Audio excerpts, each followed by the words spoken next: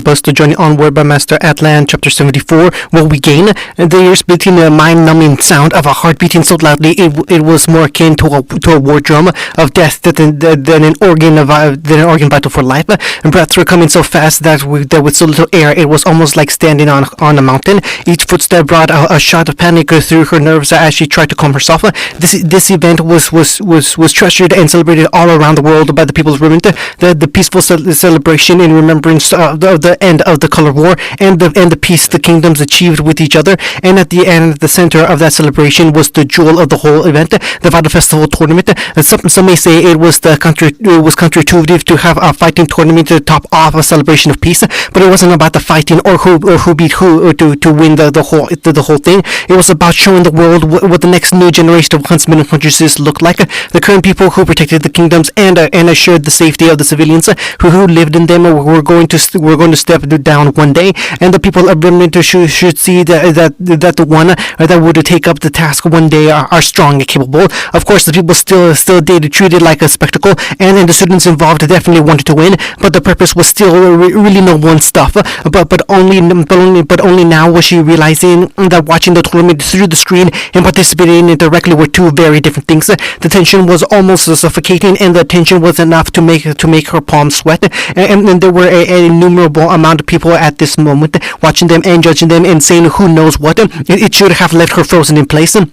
And yet, Tintin realized that she might just revel in this kind of excitement. Sure, it was terrifying, but it was like the climb of a roller coaster before the fall. It was anticipating and trepidation and regret swirling all into one, and it was exciting all the same. Tintin swirled her breath and hit against the wall as she heard the frantic sounds of footfalls just outside the dilapidated doorway. Everyone had followed her in and was searching for her in each room along the abandoned hallway. As quietly as she could, the young fighter drew Khalid and Bulger close together and connected them at their ends. She silently waited for her bow staff to draw behind her for her foe to show themselves. A young man slid into the doorway and fired from his bladed pistol the moment she was in sight. Tintin blocked the shot with her hand covered with steel and powered through quickly before thrusting her staff forward.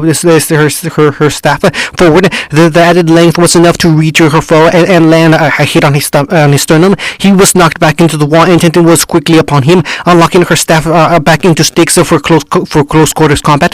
The Shade student recovered and realized the beacon girl was approaching. He quickly fired a shot to her, but the bunny-haired brunette blocked it with her scrimma and continued forward. He cursed through his gritted teeth and blocked her swing with the blades under the barrel of his guns. The two continued to charge strikes and swings as they maneuvered down the hallway of the abandoned building. Tintin was ferocious and relentless with her onslaught, forcing her opponent to stay on the back foot and retreating down the hall. When he realized that he couldn't beat her in fighting, he tried to shoot at her instead. Tintin either knocked the gun aside so it fired into the wall or slipped aside to avoid the shot entirely.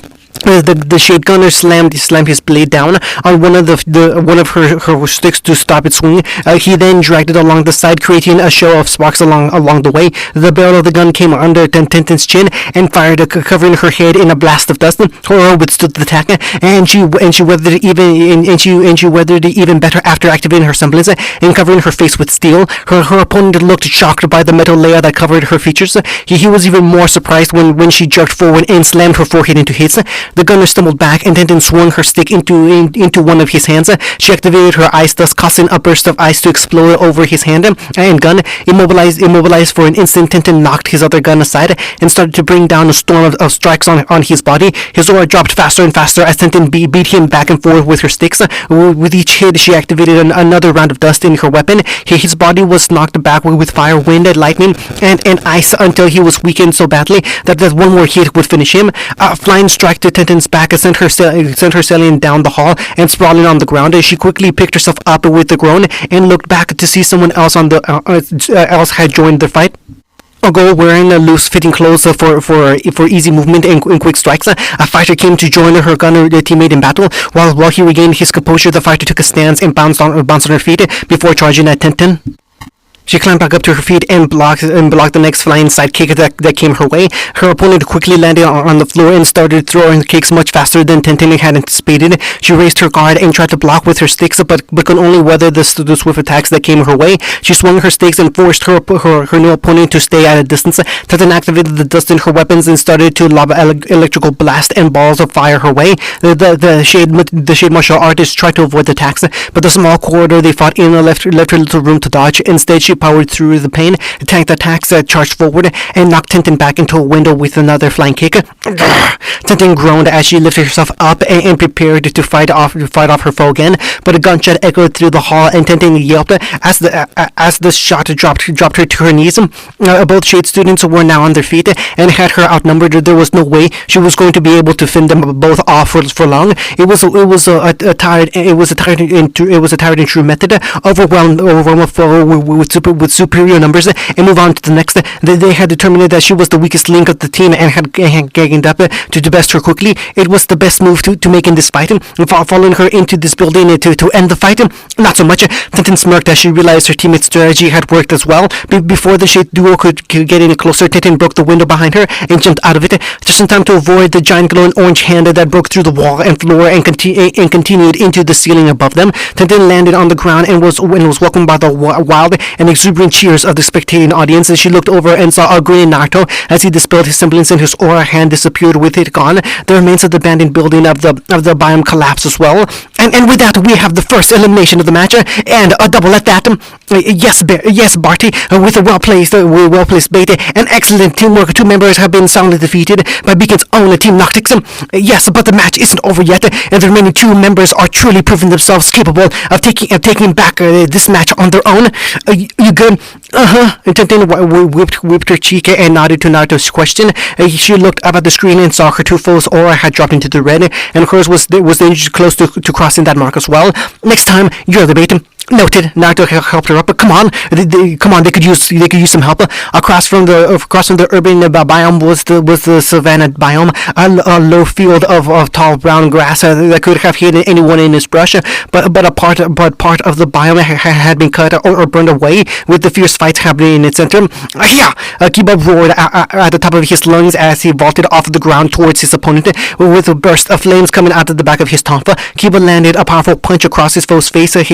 His larger opponent tanked the punch across his cheek and roared in return as he kneed Kiba in the gut. He brought a hammer fist down into the Inuzaka's back and dropped him to the ground. Kiba snarled and jumped back up on his feet, spinning his weapon around and striking up across the burlier man's face. He stumbled back and gave Kiba the room to stand back up to fight him. With another roar, the two men lurched in again and grappled with each other for an advantage. Kiba persisted and pushed back, but his opponent's larger size and strength was slowly winning over his until his feral activated.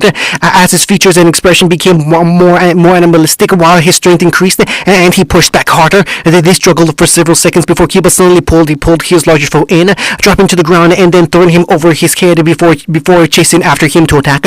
Across the flattened field of grass, Sasuke exchanged slashes with the leader of the team. The young woman held two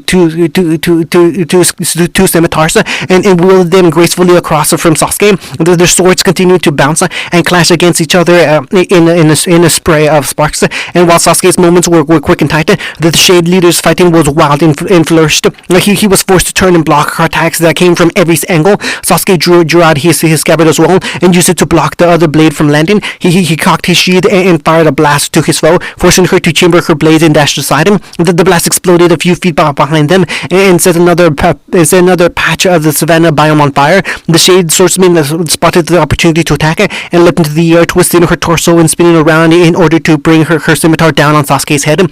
But in his grimace, Stake came flying through the air and planted just a few feet away from them. When it landed, a small glacier of ice sprouted out from around it and up towards the leader of the opposing team. She had to abandon her attack and catch one of the extending lances of ice with her feet in order to jump off of it. Tenten came running over and snatched her weapon out of the ice on the way.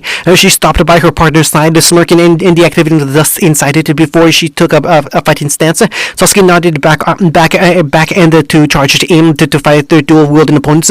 Naruto sprinted across the urban biome and charged straight into the savannah. He spotted his partner facing his foe and veered in their direction. Naruto drew out Squall, a wire tied to its hook, and drawn in his hand before he dropped to the ground. He slid by the large shade student's legs and tied his weapon around his knee before yanking his leg out from under him. Kiba smirked and charged at their downed opponent. While he was prone when he saw the beacon students coming for him, he stilled on the ground and remained frozen. Kiba raised his tonfa and started to release a storm of bullets at him. They struck over his entire body and should have sent him into a painful frenzy, while his aura dropped drastically. However, his meter did not budge at all, as his aura remained at the same level. Oh yes, that's an opportunity to see an unorthodox and remarkable semblance of still strength. When he remains perfectly still, his aura increases to such an intensity that no attacks can even harm him. He cannot attack him, but cannot be harmed either. Truly fascinating. A bit troublesome to use in the heat of battle, don't you think? Like any skill, it is the application during the heat of the moment that matters, and not simply the skill itself. Wise words, Barty. What? Naruto yelled on the ground where he kept their enemy's legs buckled. Kiba stopped wasting ammo once he realized it was pointless. Shit, I wish we knew this crap before. The massive brawler kicked out his leg and swung Naruto off the ground. Kiba ducked under his incoming leader and then pounced on the larger Tien. When he saw the chance, Kiba threw punches and forced them vulnerable to stop as Naruto lifted himself up. The blonde funnish yelled and charged back in while drawing his short sword back into his hand. The two partners charged the larger boy from both sides in a pincer attack, but he saw them coming and took a stance where he wouldn't make a move. Naruto leapt up and struck him across the face as Kiba jammed a hook into his ribs.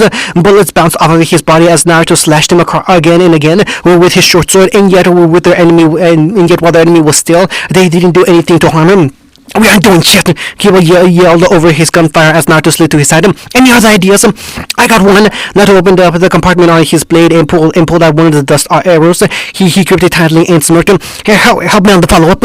Less talking, more winning, forcing their foe to stay absolutely still. Kiba continued to pelt him with gunfire as Naruto charged at him as quickly as he could. The blonde leader chambered his fist to his side and clenched the collapsible arrow tightly in his hand before activating his semblance and channeling his aura.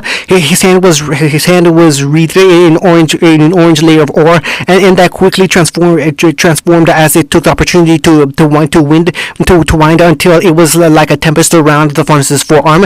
The shade giant saw the oncoming attack and tensed his body as he prepared for the powerful attack that would try and fail to break his defenses.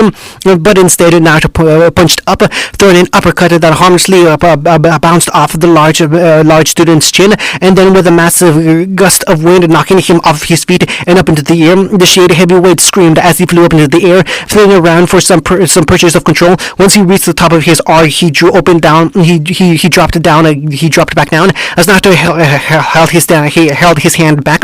Fox, he aimed at his palm and hound. The shot sailed across the field and into Naruto's open palm, igniting it and covering it in fire instead of wind. He reeled back, jumped into the air and slammed his fist into the shade student's arm. With a massive explosion, the huge boy went flying over the entire field and into the barrier in front of the audience with a resounding cheer. Another elimination. It looks like Team Noctix might just pull ahead of this match. There's still one more person to go, and if this fighter has proven anything, it's that she isn't willing to surrender just yet. The dual-wielding swordswoman yelled as she started to attack Sasuke and Tenten even faster. She forced Sasuke to retreat back before she turned her attention to Tenten. The bunny-haired fighter did her best to parry and counter the scimitars that danced around. In her vision, the sound of metal clanging against her screamer rang out across the stadium as Tenten tried to push back, but one of the scimitars slid alongside her sticks and into her hand before jutting up, knocking the stick out of her hand and into the air. With a spin, the shade leader struck Tenten's chest with a mule kick and sent her back. Sasuke leapt over Tenten's head and lifted through the air. His knee struck the bottom of the screamer and sent him back down into the swordsman's chest. Flames and fire burst out from where it impacted and sent her stumbling back. She groaned and hissed, clutching her chest lightly before looking up with a furious gaze. But when she did, it was in time to see Sasuke land behind Tenten after she had covered her body in steel. Then he crossed her arms in front of her as Sasuke pressed the barrel of his shotgun against her back. A mighty explosion blew off behind her and sent Tenten flying at the scimitar-wielding swordswoman with a giant silver bullet. Like a giant silver bullet, Tenten barreled into her chest and sent her flying back into the urban biome. There it is. The final member has fallen, and the match is over. And with all members below the threshold for sent out of bounds, with all four members remaining, Team Noctix of Beacon Academy moves on, smashing good show, children. Give them a hand, folks. Amity Coliseum responded with an uproarious cheer that nearly deafened the students in the center. But even with the volume so loud they could barely hear their own thoughts, the Beacon team couldn't help but beam with pride that they had made it through their match at one. We did it! Naruto roared as he picked up Kiba and spun him around from the waist. We won!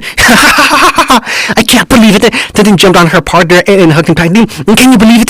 Sasuke was a bit more reserved than his partner and team but still showed a happy smile while he heard the crowd cheering their team's name. He never believed that he would be in a place where people would cheer or clap for him. He knew it was more out of excitement than actual admiration or recognition.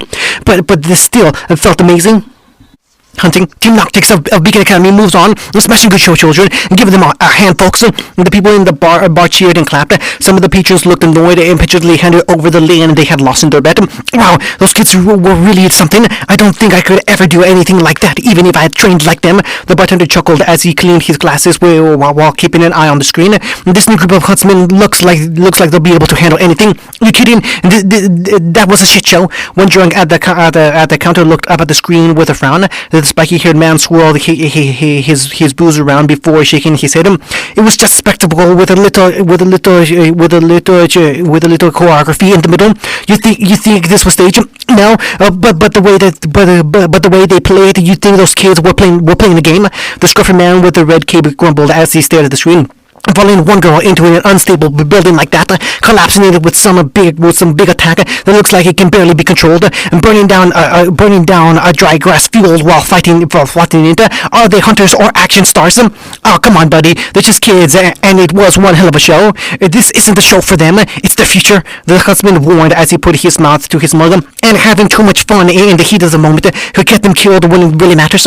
Only amateurs look at this job as a chance to have fun. His eyes traveled back up to the screen in time for the blonde phonies to pull his teammates together and smile. He was talking to them about something while the announcer and sponsors continued over the screen. But I don't know what I expected. He shook his head. Like son, like mother. The bartender looked confused. Huh? Oh, sorry, I screwed that up. I meant like father, like penis. Result? Oh man, I am sloshed. Hunting, Naruto and Kiba sucked down their sodas in several deep gulps. They finished off their cups and followed with huge burps before nodding. One more, guys, don't be gross. Tenten slapped their arms and reprimanded them at the food court of Beacon Festival stalls. There were games and booths and eateries set up all over the empty field with people from the city and the schools coming to enjoy themselves. But Tenten was annoyed as she looked at her teammates.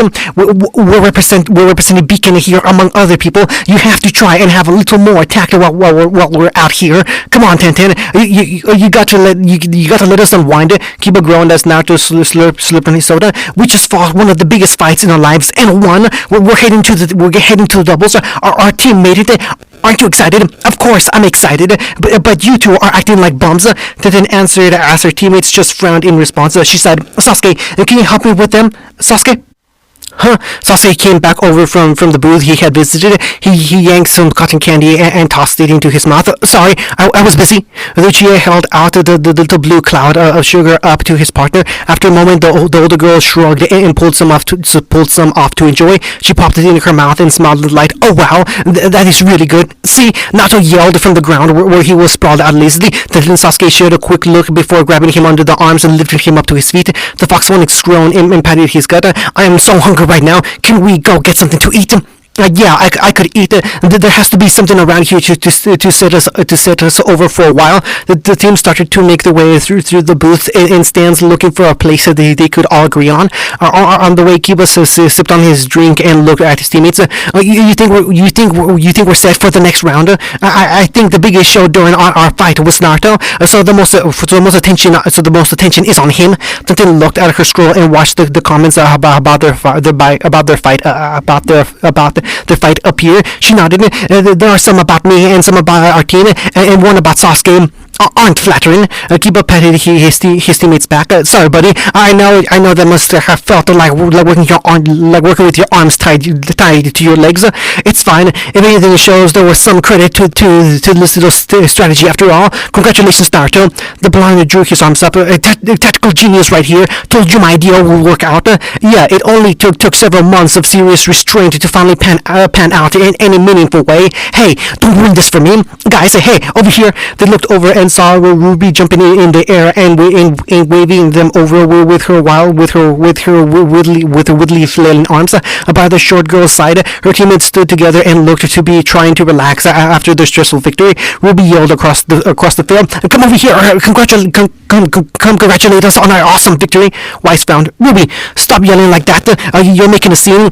Who cares, Weiss? The little hooded huntress landed beside her partner and beamed with a huge excited smile stretching her face. "We made it through our fight, and Team Ruby is heading up. We're kicking butt and finally getting to show off what we've got. What's wrong with them? Oh my God, it's little Huntress. She's so cute. She's even smaller than I thought. I think we can get a picture with her." As fast as her excitement appeared, it drained from her face entirely to be replaced with a red hue of embarrassment. Ruby hid her face in her hands and bemoaned into her palms as people started to notice and take pictures of her. "That," Weiss noted, "that was poetic irony at its best. This is why I hate poetry. That's not what that means." "I think they forgot where they were," Blake whispered to her partner as they left the other half of their team behind. "We should just let them be. Sounds like a plan. I'm sure they'll realize that we're gone soon enough." Yang had her hands crossed behind her head and smiled with the satisfaction one only gets when they know that they had done good. She grinned to her friends. You guys got your match?" Naruto smirked. "Sweet moves with a sickle. How about ours? I enjoyed the part where you collapsed and then the building on them with your semblance." Blake said with a small laugh. You aren't worried people will start preparing to counter your attacks now that they know what to expect. Team Noctic shared a knowing glance. "I can't help what you can't control. Oh, don't let it bother you. It won't matter anyways." Yang mocked, smirking and cracking her knuckles. "If we meet you in the doubles or singles rounds, I'll be getting my revenge for that match in the first semester. But won't matter what your semblance can do." "Oh, so does that mean we can assume you'll be fighting on RW's behalf in the future?" The group of friends separated as Weiss came dashing in and quickly covering Yang's mouth. "There will be no more divulging of our team's secrets or tactics from here on out." But Weiss, they're our friends. Not right now, they're not. They're rivals who we may have to face very soon. The Shnia barked at her younger partner as she looked between her team to make sure they kept their secrets sealed. She turned to Team Noctix and pointed challengingly at them. "We may have been comrades, even friends before, but now we are enemies, and we will not fraternize with our foes so close to the battle." It was only after her speech that she realized she was pointing at Sasuke during the whole thing. I mean, just until the festival and tournaments are over, it's just a permanent state, or it isn't a permanent state or anything like that. She quickly backtracked as her friends giggled and laughed at her. She frowned and bristled in annoyance before she spotted cotton candy being offered to her during the chuckling. The hairs of for a few more seconds before pulling off a bit of the candy floss and eating it. She usually wouldn't dare eat something so sugary and full of calories that would tarnish the image of the refined woman she had built up.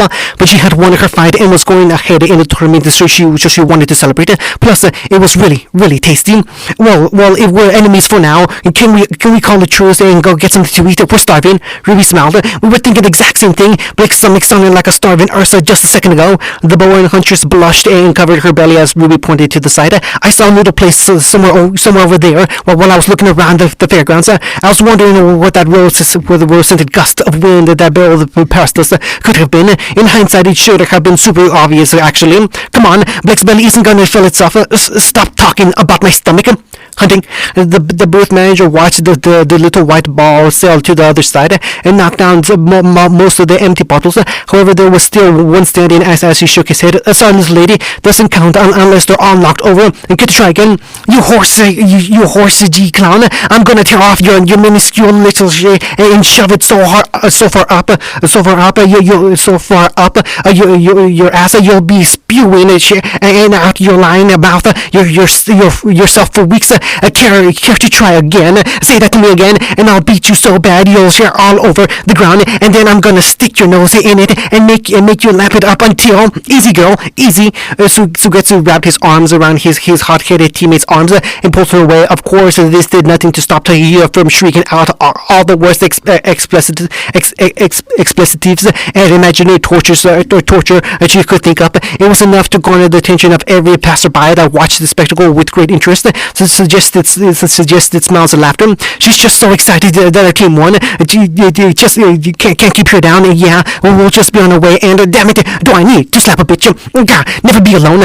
Look over your shoulder at night. Sugetsu yanked off of her feet and dragged her away as she fought back like a wild hyena. Once they were far enough away from the scene they caused, Sugetsu carelessly tossed his pink-haired companion over and let her stumble on her feet. She snarled like a rabid animal and marched up to her little loose face.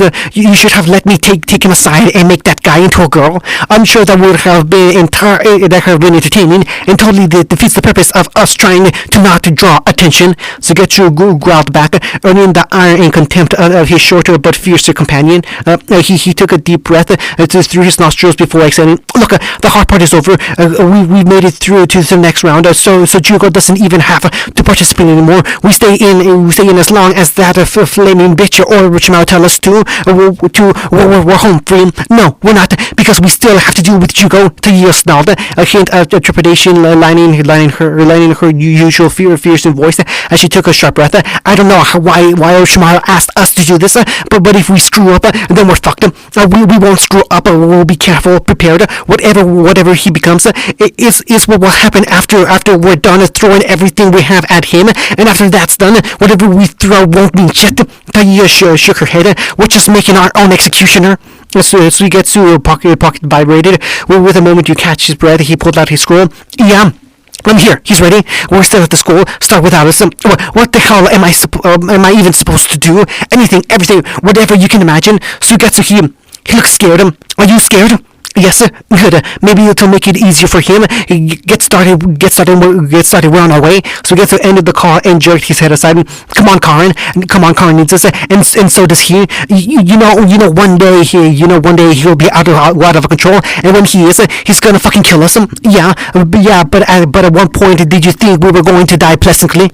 Hunting, how can you decline my cards? I demand you to check it again. The old booth clerk huffed and slid her cards through the reader again. After a moment, he stepped aside and pointed at the screen that declared that her card was declined.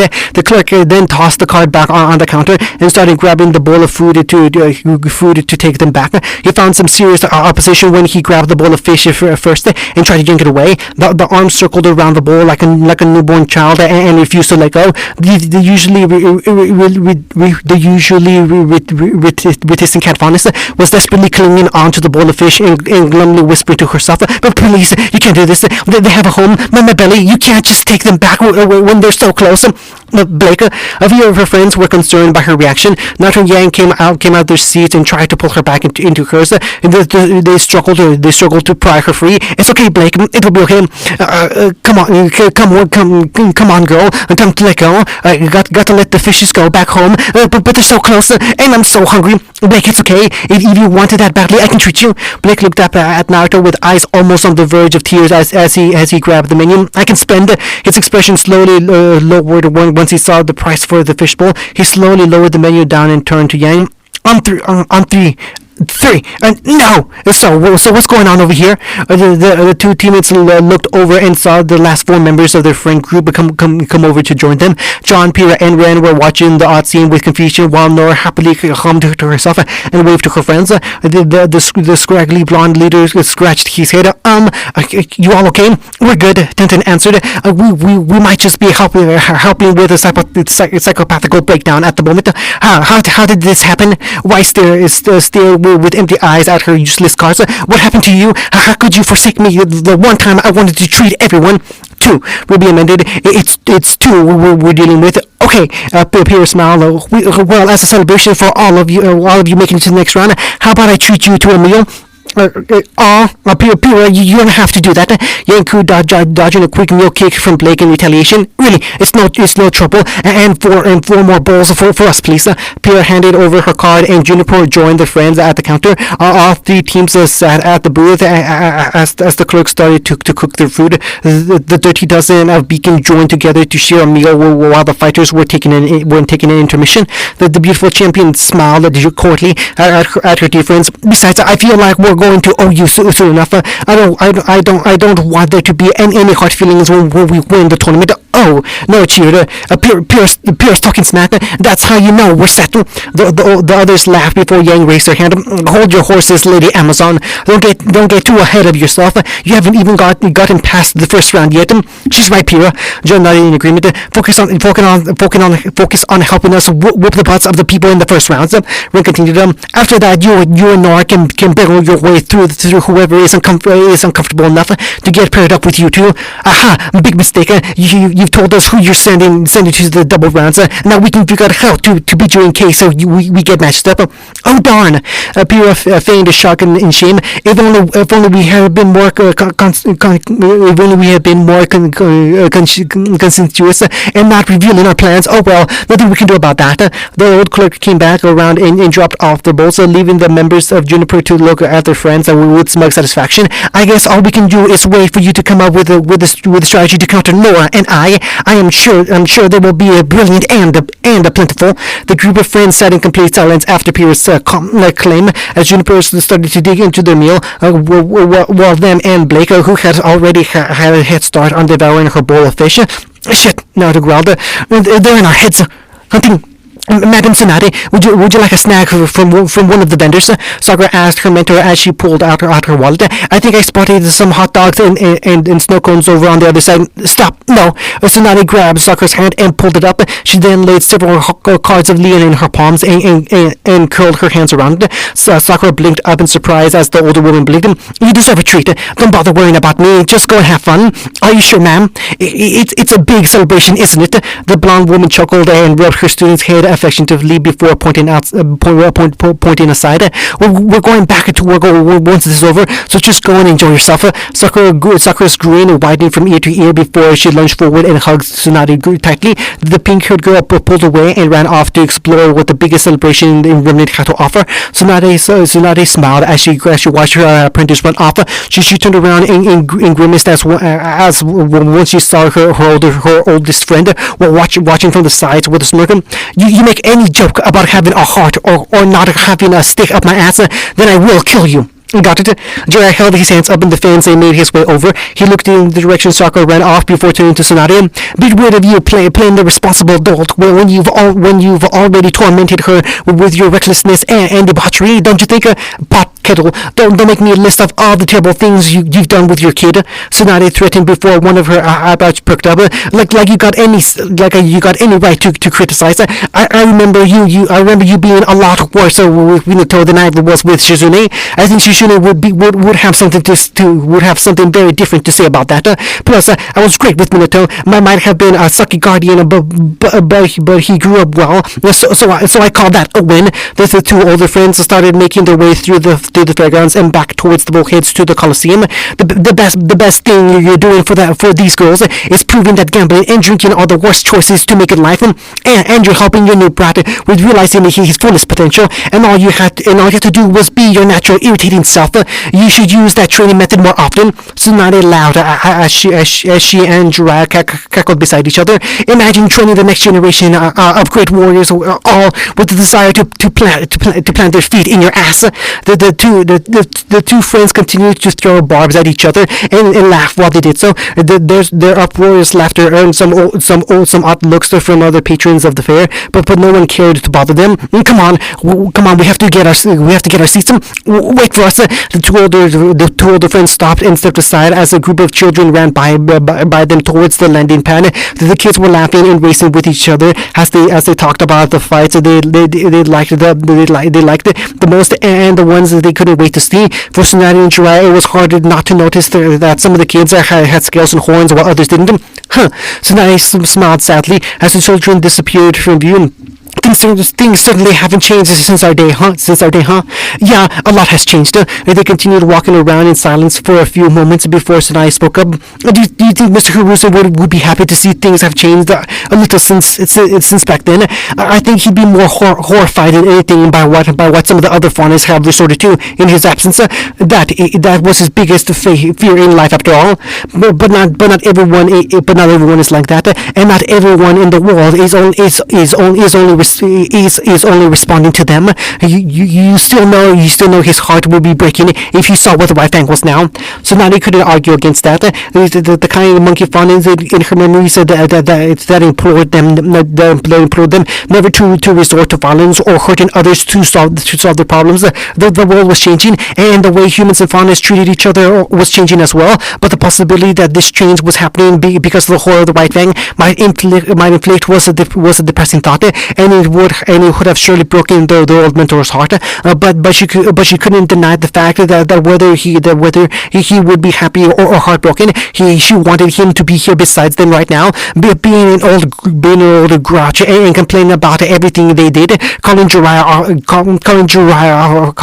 for all his terrible behavior, being a kind of old soul to the new hunters that would protect this new world next. Her thoughts continued to linger about what it would be like with Harusa and Jiraiya, and it's just us two now, isn't it? Jiraiya looked over at her as they stood by and waited to board the bulkhead back to Amity. The blonde woman fixed her hair over her shoulder and sighed, I wish Orochimaru could be here with us too. I'm sure he'd be happy to see who will leave in the future too.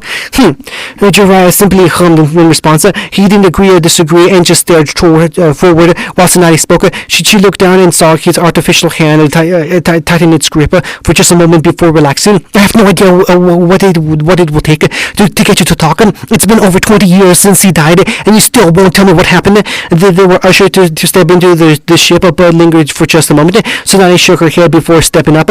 Maybe one day you'll tell me what happened on your mission that left you without an arm. Maybe one day you'll tell me what happened when he died. Jiraiya shook his head and whispered as she walked ahead, if I ever told you the truth, you would hate me for it. You would hate me for life. Hunting. So your card just stopped working. It's supposed to be connected directly to my checkers account, which I know still has a balance in it. Weiss frowned and pushed some of the noodles into her bowl around aimlessly. My father must have frozen my account as punishment for screening his calls. You were screening your dad's calls. Why? All these months at BK and I haven't been contacted by him in any way or form before. I suppose it could be just a social call to contact me, but considering it is my father and I am on the international platform, I hardly doubt it will be about anything personal. Weiss sighed heavily before sitting up on her chair properly and shaking her head. Oh well, nothing to be done. I suppose this means I can't use my card for the remainder of the festival. Her eyes then narrowed on her partner and her sister. That means no sneaking. That means no sneaking purchases. We have no idea what you're talking about. Yeah, I squint. You must be going delusional or something. Well, we'd never do that to you. Weiss didn't seem convinced by their distancing, and by the looks of it, nobody else was either. Even the shopkeeper looked skeptical. Yang laughed nervously before scratching the back of her head. Hey, quick hypothetical, but if you still had a payment to make on something bigger, and your payment method just went broke, what would you do? Yang sat in silence as the others looked at her flatly. Hypothetically speaking, of course. Hey, if it ain't our favorite group of OCG juniors, the confident and playful tone belonged to the leader of their favorite upperclassmen team, Coco Dell, alongside the fearless spirit whereas Huntress were her beloved teammates. The kind behemoth Yatsuhashi greeted them with a smile and nod. The taciturn fox remained quiet but nodded slightly towards his underclassmen, and Velvet was by her leader's side. The rabbit fawn smiling proudly at her younger friends. I am so glad to see you all made it through the first round. You'll want to talk. Naruto turned in his seat and grinned at his friend and her team. We saw you guys totally kicked ass during your match. You were amazing. Of course. Coco smirked cockily and nodded in agreement. Yatsuhashi nodded his head in respect, and Velvet giggled nervously with a faint blush of embarrassment as the first years all started to avoid their astonishment. Well, it isn't really any surprise that we got through them. I'm packing a peaceful resolution with me. She patted the handbag hanging by her hip with pride, and the people in her direction nervously shuffled and leaned away at the thought that her chain gun might accidentally go off. But I couldn't have done it without my posse. Coco joked and looked back at her team. The muscle. Yatsuhashi rolled his eyes and shook his head. The face/ass. Face reluctantly agreed. And an adorable little secret weapon. Coco. Come on, Velvet. You know it's true. Velvet, you should be celebrating. Naruto exclaimed, and others quickly agreed. Go out and party, play at the stalls, take a picture to celebrate. Go, you got a camera right there. Velvet quickly picked up her camera that hung by the box on her hip and held it up. This camera isn't actually for taking photos. It's a camera, isn't it? Yes. Can you take photos? Yes, Velvet muttered, but I used it for something else. Coco rolled her eyes behind her glasses and threw her arm over her teammate's shoulder. Velvet let out a little gasp of surprise before Coco smiled. Before Coco smiled. Come on, Velvet. You got plenty of pictures stocked up already. I think you can spare a few spots for a commemorative photo. Coco, we'll get it printed out and clear the space before you know it. What about you two? Don't you think we should have a photo? I would like something to mark the occasion, Yatsuhashi said. But if Velvet wishes to save her storage space, then I am perfectly alright with that as well. Mental grunt answer, that doesn't help. Thanks, Yatsu. Coco snarked. What about you, Fox? The final member of Team Coffee stared at his teammates in a moment of silence. The dirty dozen watched the strange sighting in confusion before looking between each other and shrugging. After a moment, Coco lowered her head and chuckled. Damn, Fox, didn't think you had such a way with words. Yatsuhashi frowned. I would have preferred it if he didn't make it such a joke. But he is right. Velvet spoke up. I'm done fighting in the tournament now, so I don't need to keep stockpiling these pictures anymore. And I won't like a pic and I would like a pic to remember the occasion. Velvet smiled up at her Fox friend. Naruto, would you mind taking the picture? Sure. He seemed confused by the scene that just occurred before taking the camera. He raised it up and tried to get all the members in the frame, which wasn't easy when one was a short meat girl and the other was a behemoth that could barely fit in frame. Eventually, Naruto leaned back far enough to get Team Coffee into view and snapped a picture of them all smiling together. Velvet took her camera back before smiling at the underclassmen. Do you guys want me to take a picture of you two? You can all celebrate that you made it past the first round. John raised his hand in motion to his teammates. We haven't actually fought our fight yet. Coco scoffed. Is Pierre gonna fight with you? Yes. Cool. Then you can take a photo to celebrate making it past the first round. With a round of laughter, the younger teammates decided to agree and prepared for their photos. After a few minutes of preparation, Velvet took the commemorative pictures and promised to pass them on when she had them developed. But the rabbit girl quickly gasped, "Hey, the intermission is going to be ending soon. You all have to prepare for your matches next." Oh crap, we're late. Nora turned her bowl up and gulped down the remains of her meal in an instant. She quickly grabbed her teammates' bowls and did the same to them, so they didn't have anything left. After a burp loud enough to shake the stall and cause the faunas to cover their ears, she grabbed John and ran him by the collars. We have to go. No, wait. Yeah. Bella casually stood up out of her seat and followed after her speedy teammates before waving goodbye. Wish us luck. Good luck, Pyrrha. Tell John to do his best and Nora to go easy on everyone. I'll try, but I doubt she'll listen. Once Juniper was finally gone, the remaining students turned to each other with worried expressions. Coco shook her head. So, is anyone else really hoping they bomb and don't make it to the next round? Coco, that's an awful thing to say. I know, and I guess I'll wrestle with the guilt for the rest of my life, but I can't be the only one here hoping I don't have to face the Amazon or whichever teammate that she takes with her into the next round. Coco looked around and stared at their expressions before she nodded. That's what I thought. hunting for pretty much his entire life. He could proudly state that he didn't care how people looked at him, or for whatever reason, the perceptions or thoughts about who he was, or how he lived his life didn't matter a damn to him. He charged down the streets, yelling at the top of his lungs and tossing firecrackers at the ground. Whenever he caused the panic that got the attention of everyone around him, he reveled in the momentary beauty of the art he created. When he paid to get his aura unlocked and discovered his semblance was creating explosions, he celebrated with an entire night of lighting up the sky like fireworks.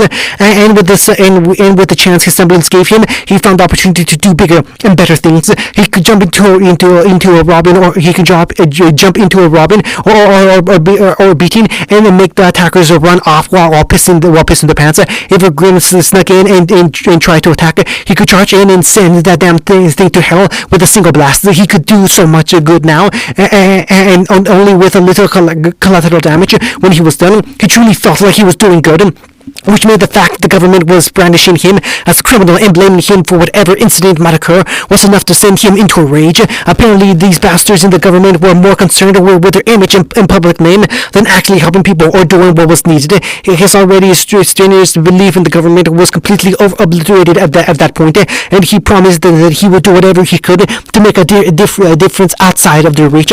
Fortunately, he found that chance when the bounty hunter that came to collect him and his annoying little brother turned out to be a total badass that wanted to make a change.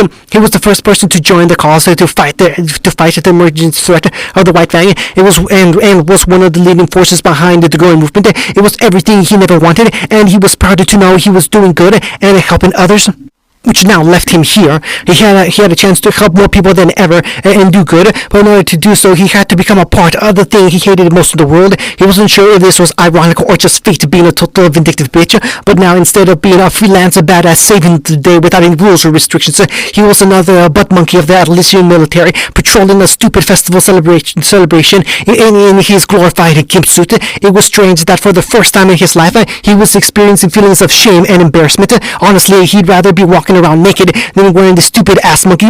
God, can you wipe the scowl off of your face for even 1 second? You keep looking like that and your face is going to freeze like that way.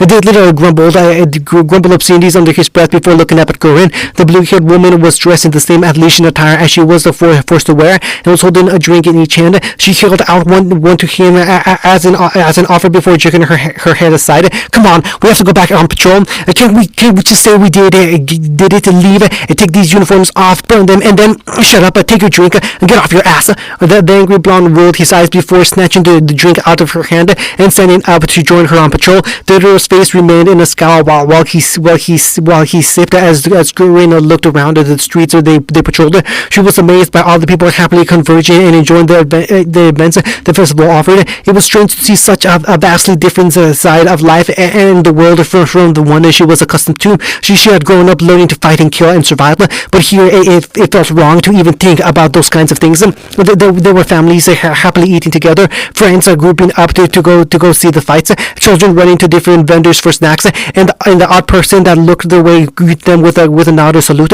which felt unearned considering their circumstances. And also she noticed 1 or 2 girls looking her way with interest, which, if she was being honest, oh God, you're enjoying this.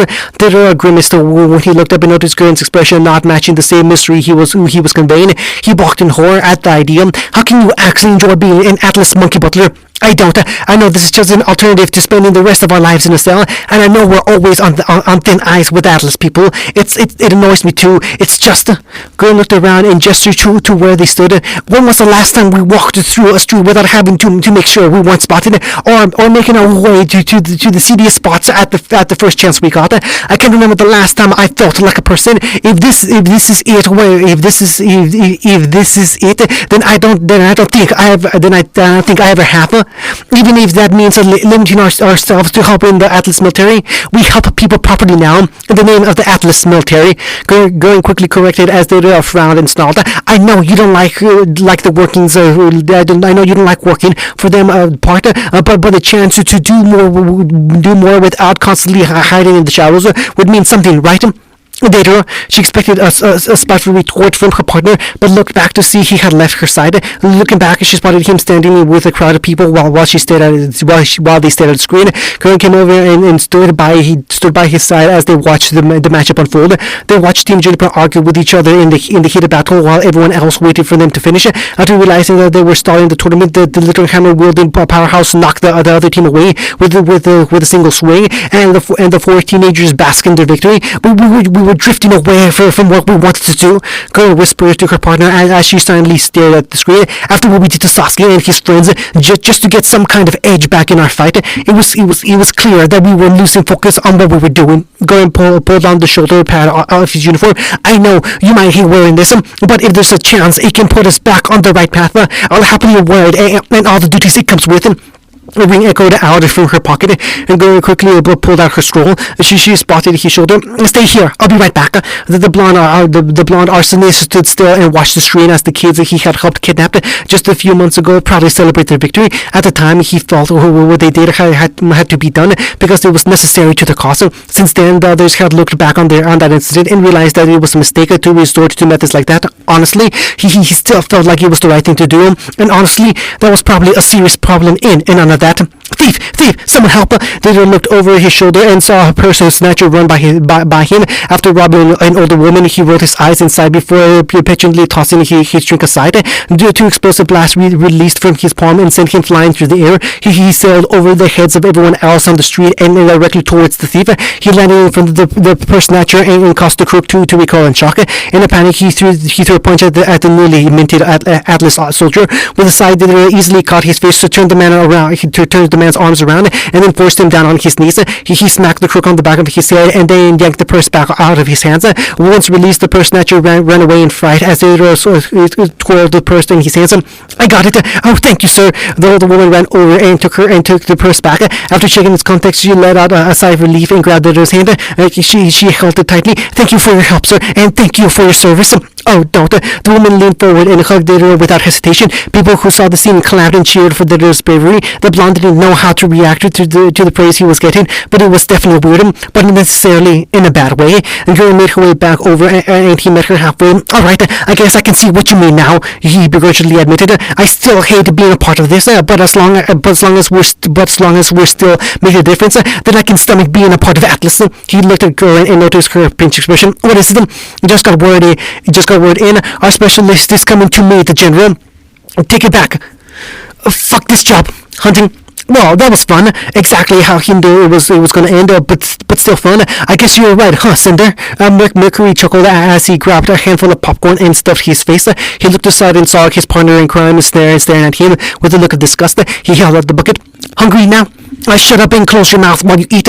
Emerald commanded, and Mercury responded by sticking out his tongue, covered in popcorn bits and butter. She shuddered in disgust and turned to the other side for a more pleasant view. So what did you think of the Nikos girl? I can certainly see where all the admiration for her skill comes from. Leaning back in her seat after watching the match finish, Cinder had a small smile on her face. The remaining beauty was dressed in her combat attire and lounging back comfortably in her chair as the rest of the stadium cheered and drowned itself out. She smirked subtly and looked down at the stage with a faint, dainty smile. Although it is clear she is carrying her team on her back, she relies so heavily on utilizing her semblance. If she were to be robbed of what she's been relying on, or maybe if we used it to our advantage. Are you thinking of something? Just a thought. No need to concern myself about it right now. Cinder looked at her to her other side. I think we're set to stand by and let things play out right. The mute twin-tailed girl beside her stopped gorging herself on treats and looked towards Cinder. She silently nodded her head with her cheeks puffed out with food, and her eyes changed from the mismatched colors into the false green state. She turned back to the stage and watched the next competitors start to make their way out. We have everything in place, Cinder assured. Now we can just relax and wait. End of chapter 74.